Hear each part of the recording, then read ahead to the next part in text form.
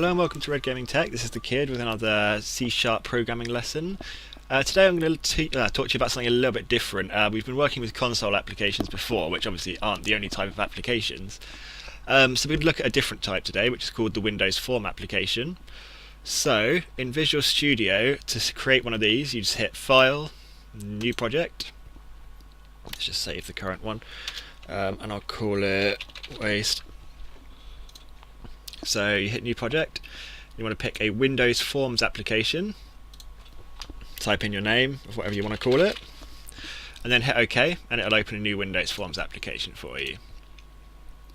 So I'll just open up the one I just had. Here we go. So when you initially create the project, you'll have just an empty Windows form, which will look like this except blank. So I've kind of added some functionality to show you some of the different things you can do with the Forms application. So the way that you add features, obviously you've got to start with a blank form. So the first thing you can change is the text that shows up in the top of your program. This program is called The Kid's Complete Waste of Time. And also your buttons for minimizing and maximizing, which I have disabled. Now we might have some issues here because you can't actually make the text in this part of it larger. So we might struggle a bit if you're not able to watch in HD, but you might have to just go with it. So the way I've disabled the minimize option is minimize. Basically, when you click on any feature of your Forms program, you get a properties window in the bottom right here, and this is obviously where you can set all the properties of that particular component. So each one has a name and a whole host of different things like the background color, the background image, foreground color, things like that. In terms of the main form itself, one of the options is maximize box. I've set that to false, which disables it. And I've done the same with minimize box, so we have no minimize or maximize options there. Now each component on your form you can script to do different things. So for example, I've got a button here which says press me. So if I want to change the functionality of that button, I just double click on it and you'll be taken to the CS file for this Forms application, or the main CS file for this Forms application, which is where all the code for your application goes. And you'll notice that this program consists of a namespace and one class, which is called Form1. So within Form1, we have a function called button1click_click. This is the function. It's called a callback. This is the callback or function that will be called whenever we cause this to be true. And in this case, so whenever we click on that button, it fires off a call to this function. And all that function does is change the text value of the object box1 to you pressed it. Now box1 in our program is actually this little bit of text here. It's called a label, and it's called box1, as you can see here. And at the start all it says is press it in its text field in the properties section. So what's going to happen is when button 1 calls off for this function to be called that was terrible. When button 1 sends off its click command, so it sends out a call to this function, which will happen when you click on it, what will happen is the text value or the text data member of the component box1 will be changed to you pressed it. So let's try that out. So if we run the program, we've got it here. So if I press on button 1, which is labeled press me, the text changes to you pressed it. Now I've only actually coded for it to handle that once, so nothing will happen if you press it multiple times after that. So that's just one type of thing you can do. I'm just going to be showing you some very basic things you can do with the Forms program today. I mean, you could go so in depth with this. It's something I'll come back to later. The reason I'm actually bringing it up now is because I'm going to be converting one of the programs I made for Crimson from a console application to a Forms application, so I kind of wanted to use this as to kind of refresh my memory on just some very simple things, and also just to give you a look at things you can do with Forms applications and how they're put together. So something else we can do is this label here, which at the moment is called box1. We can change the font of the text, we can change the size of the text, we can change the color of the text, and the way we do that is we double click on it. Oh no, we need our toolbox. Where's the toolbox gone? Tools. Where is the toolbox? I've lost it. What have I done with it?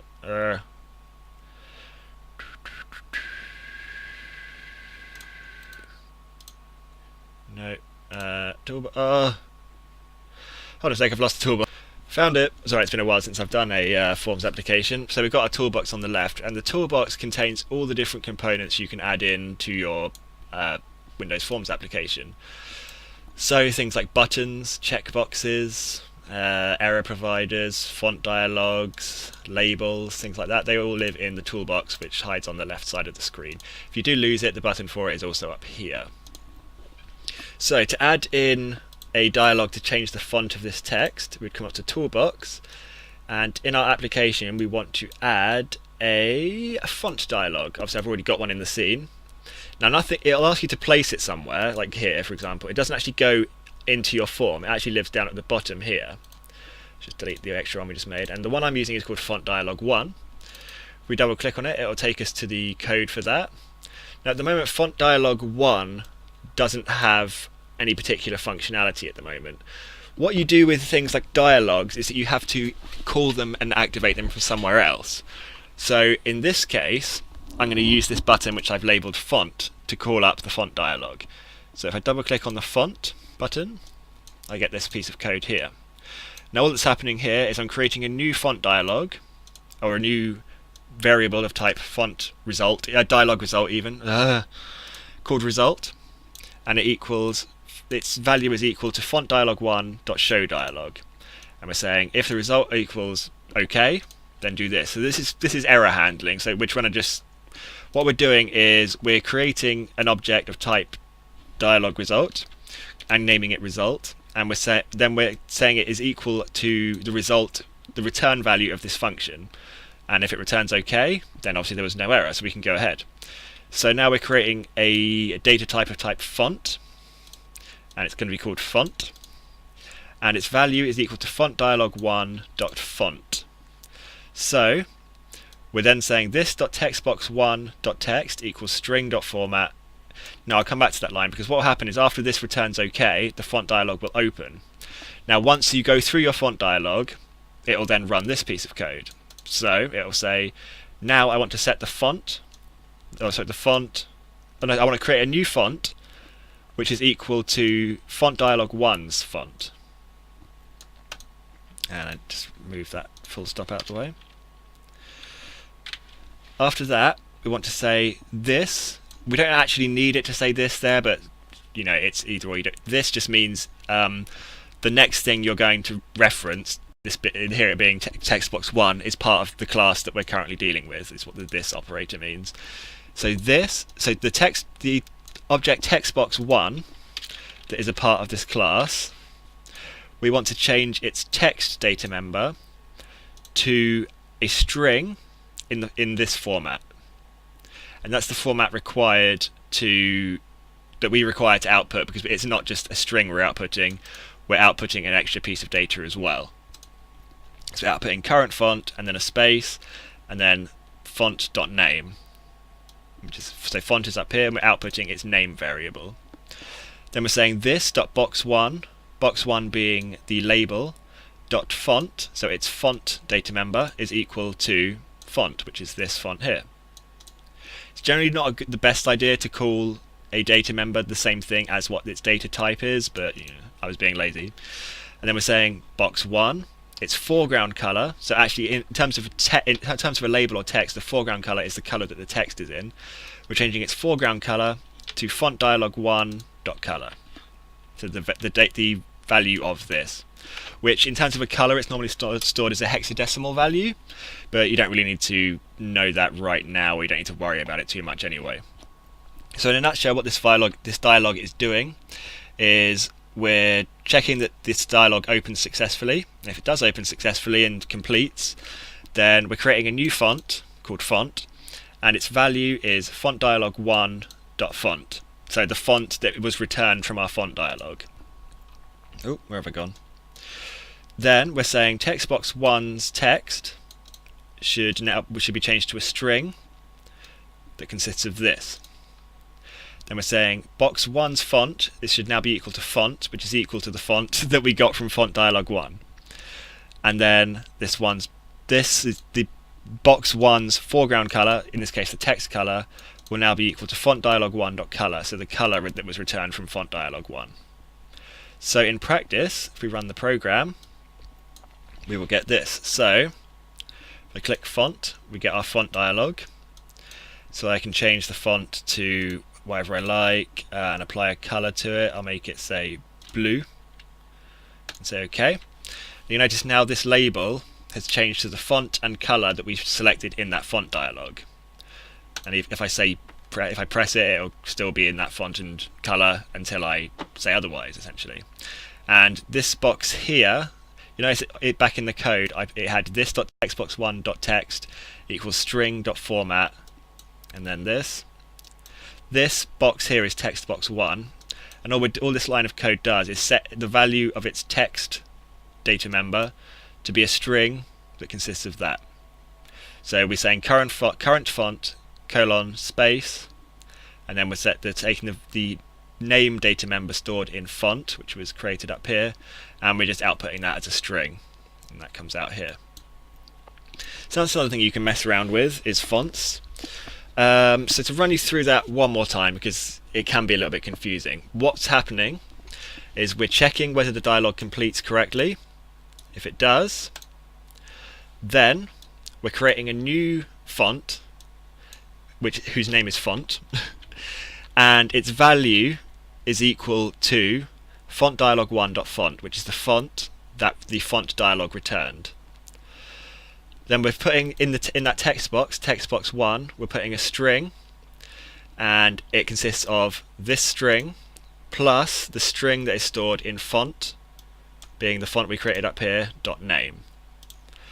Then we're saying box1, its font data member is now equal to this font which we created here, and its foreground color is equal to the color that was returned from font dialog 1. Okay, right, I don't know why I just said okay. It's not like you can actually hear me. Well, you can hear me, but whatever, you can't talk back. So something else you can play with is you can browse for files. Now, browsing for files is pretty simple. You just drag in a button.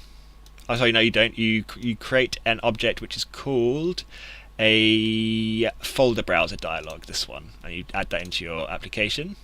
I don't want to actually do it.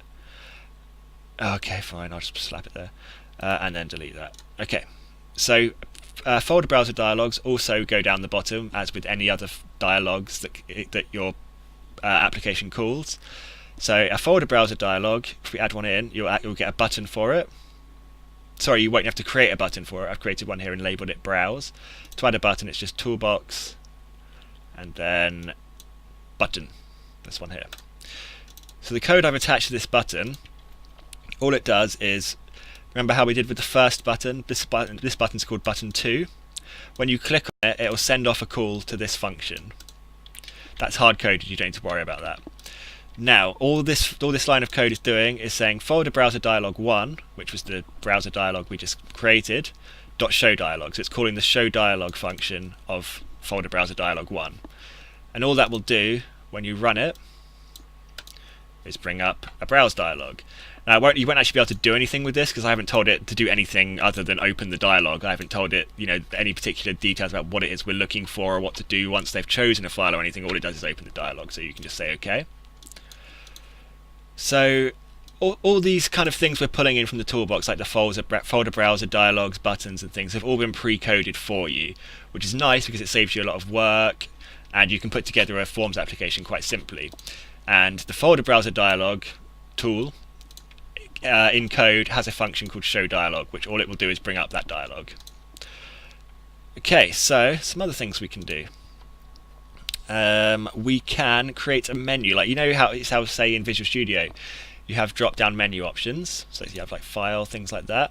We can create a menu of our own, and in the toolbox this is called what is this called? It is called, it's not a list box, it is, oh my god, is it a context menu strip? Tool strip menu item. tool strip. Here we go. So you would add this into your program, add a tool strip and stick it up the top. And initially you'll just get this box here which is type here. That's to add an extra option into your tool strip. I've added one called menu. Once you create that, it'll bring down a little drop down menu and you can add options in here. So if I click on type here, for example, I can create one called hello and then add an option called goodbye, for example. Now they won't actually do anything now because I haven't attached any code to them, but that's how you create those particular types of menu. So in my one I've got three options: red, green and blue, and each option has its own click callback. So anytime I click on that option, it calls this function. The red option, because I've named, you can name each of these menu items, so I've named the red one red option. So in code, red option.click, so when I click on red option, this is the function that will run. And all I'm doing is saying this being the class, the form or the class we're working with, dot backcolor, which is a data member of that, is going to be equal to, now what we're doing here is we're actually just declaring the color red. Now the color red, in terms of colors and things like that, you'll notice at the top of this program we're using several external libraries. The colors are a part of the system.drawing library. So to reference a color in the way that the system recognizes it, you say I'm using a function of the system library. The function I'm using is drawing, and the value within drawing that I want to use is called color. So I want to go into system, subcategory drawing, subcategory color, red. That's all that's happening there. So the library is system. Within system, it has a class called drawing, which contains a color, and we want the one that's called red. Now there's several colors available to you. I've just, there's even several shades of different colors, so I'm going to change this, well, I'll put this to red still. Green option, which is the name of the green button in the drop down menu. When I click on that, it calls this function. And all it's going to do is do the same thing, except it's going to change the color to green. And same for the blue button. The blue button, excuse me. When I click on that, all it's going to do is change the background color of this form to blue. So run the program. Now it starts off as grey. If I open the menu and click red, the background changes to red. If I click menu and then hit green, it changes to green. And funnily enough, if I click blue, it turns blue. So let's close that for now. So that's just an example of a drop-down menu doing something very basic, like changing the color of the form. Obviously you can do a lot more with them, but it takes a lot more time and you have to actually code out what it is you want it to do. All I'm doing is showing you how to add them and how to make them do something simple. The next thing we can look at is adding a link, a hyperlink. So if you go into your toolbox, what you're looking for is a link label.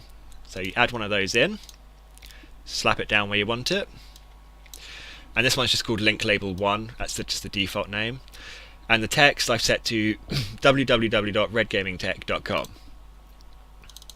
Now that won't inherently be a link, it will just display as a link with the text that you tell it to. What we actually have to do to make it link to something is in the form1.load function, which is the function that runs immediately after the form loads. This is a function that will be put into the code for you, but it will just start as blank. In there, we need to say link label.link. We're creating an object of type link label.link, and we're calling it link, and it's a new link label.link. Now we're saying we're now going to change the data member of link called link data to this, which is the address we want the link to go to. And then we want to say link label 1.links.add link. So what we're doing is we're creating a link, and a link in terms of a Windows form application is an instance of a link label.link. So it's an instance of a class, and all we're doing is saying there's a new one and it's equal to a new link label.link. Then we're saying, but when you instantiate link, because it's an instance of class link label.link, it also inherits all the data members of link label.link. So now we're saying link its link data member is now going to be equal to this. And then we're saying link label 1 dot links dot add link. So the links data member of link label 1, we're going to add to it, and we're going to add to it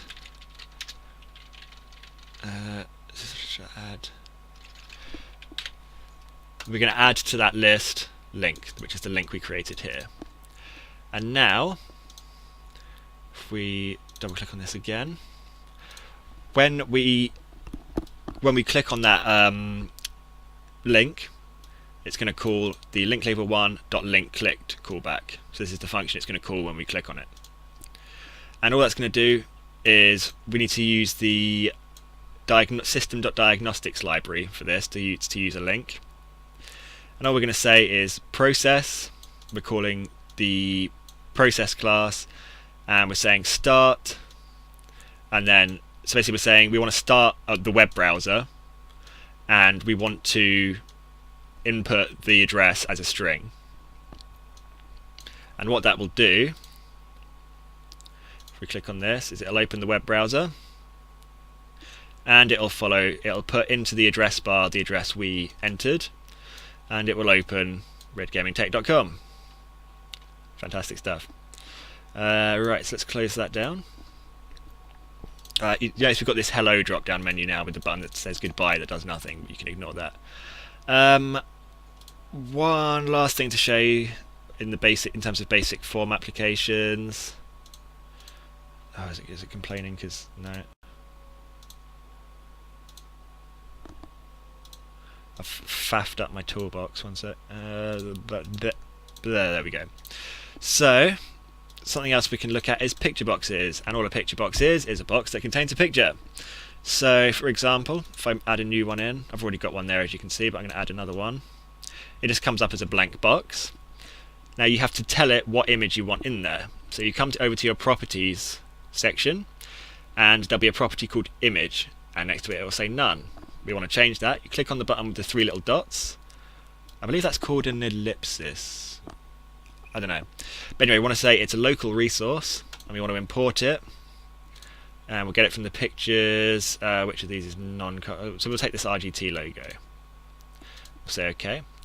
Now obviously if the picture box isn't big enough to accommodate the picture, it'll get kind of trimmed down to fit the picture box. So you may have to expand your picture box, or make sure that your picture is the right size that you need it to be to fit in that picture box. So you can actually attach functionality to picture boxes.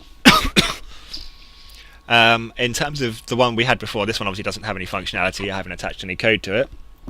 This one, which is just a picture of some goats, does have some functionality. And what we're doing here is we're playing with a flag which is called isAudioPlaying, which is a flag that I've created. So at the top of the class I said there's a public integer called isAudioPlaying. And then in the constructor for form 1, if you're not sure what a constructor is, we went through it a couple of lessons ago when we were talking about classes.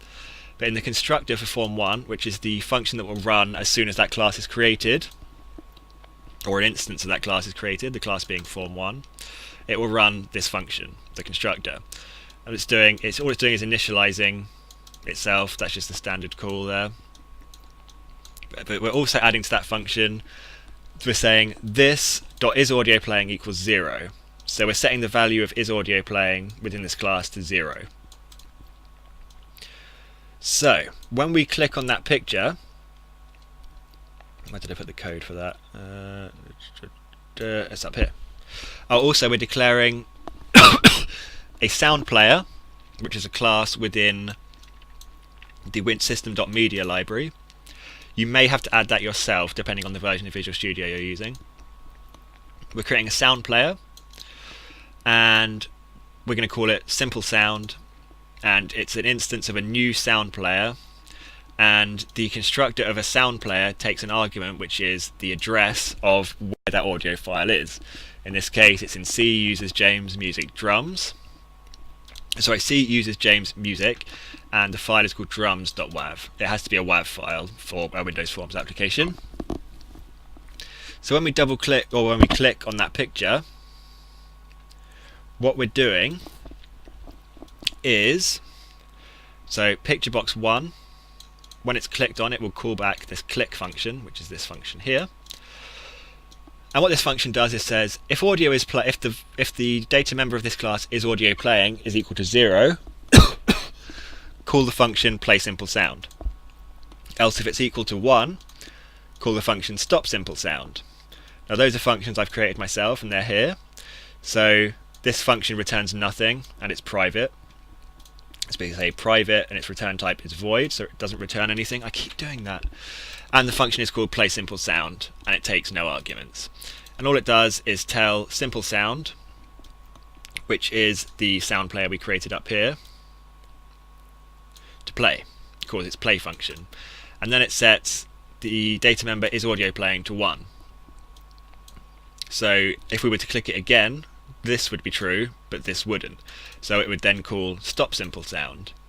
And that's another private function with no return type that takes no arguments. And all it does is call simple sounds stop function. And it sets that flag is audio playing back to 0. Now a flag, in case you're wondering, I don't know if I've been through this before, a flag is generally a Boolean value, so it's a 0 or a 1. And the typical usage for a flag would be to mark whether something is true or false. So in this case I'm using this, it's actually an integer, but I'm using it as a flag to tell me whether is audio playing is true or false. Equally I could have made it a Boolean and just had it as true or false, but using a flag, an integer flag, is just another way to do it. So what happens is if we click on it, an audio player is 0, it'll start playing the sound. If it's equal to 1, it'll stop playing the sound.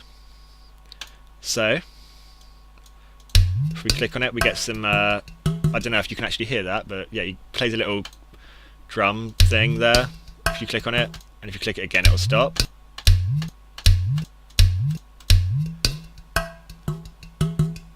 Obviously that would be completely useless in practical use, but it's just an example of something you can have happen when you click on a picture box. Right, so I think that's been a pretty decent introduction to the things you can do with forms applications. Obviously there is a hell of a lot more you can do with them. This is just kind of a basic overview, as there's something I'll probably come back to later. What I'm likely going to do next lesson is go back to a console application and talk to you about interactions between classes and how you can make classes essentially interface with one another and some cool things you can do with that. Lesson after that, I think, because obviously we're part of the games industry at RGT, I'm going to start looking at more a gaming oriented type thing, and I have an idea for what I consider basically the simplest thing that could be called a game, and talk you through how to code it up. And then lessons going from there and there are going to be more and more kind of game centric. We're going to start looking at different engines and things like that. But this is going to be, the kind of point where we start going towards that gaming direction. I'll probably still do some non-gaming related programming stuff if it's requested. Next lesson we're going to look at interactions between classes. From there we can start putting together some very simple games. Right, so that has been Windows Forms applications and a quick look at that. I've been the Kid here at Red Gaming Tech. Thank you for watching. If you have any questions, post them in the comment or post them on our Facebook. Just search Facebook for Red Gaming Tech. Just drop us a message there, start it with @thekid, and I'll be sure to get back to you. As I say, or just drop it in the comments here. I will see you next time. Thanks for watching. Goodbye.